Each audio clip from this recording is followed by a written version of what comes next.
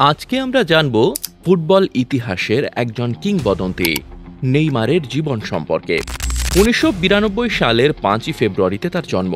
তার পুরো নাম নেইমার দা সিলভা সান্তোস এবং তার বাবার নামও নেইমার। মায়ের নাম নাদিন গলসালভস। তার একমাত্র বোন রাফেলা সান্তোস। নেইমার একজন খ্রিস্টান ধর্মবিশ্বাসী। নেইমারদের পরিবার ছিল একটি দরিদ্র পরিবার।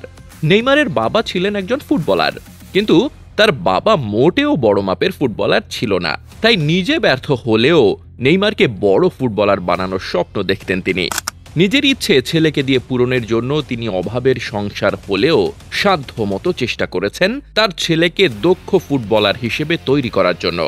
ছোটবেলা থেকেই নেইমারের ফুটবলের প্রতি রয়েছে বিশেষ আগ্রহ।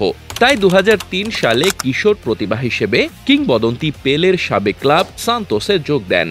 ক্লাবে যোগ দেওয়ার প্রথম বর্ষে তাকে দিয়ে তেমন একটা খেলানো হতো না, কিন্তু ধীরে ধীরে তারা বুঝতে পারে নেইমার একজন চৌকস এবং দক্ষ প্লেয়ার। তাই তো ২০১০ সালে ব্রাজিলিয়ান কাপের সাথে অর্জন করেন সেরা খেলোয়াড়ের পুরস্কার। তারপর থেকেই সকল ক্লাব নেইমারকে নিজেদের ক্লাবে নেওয়ার জন্য উঠে পড়ে লাগে।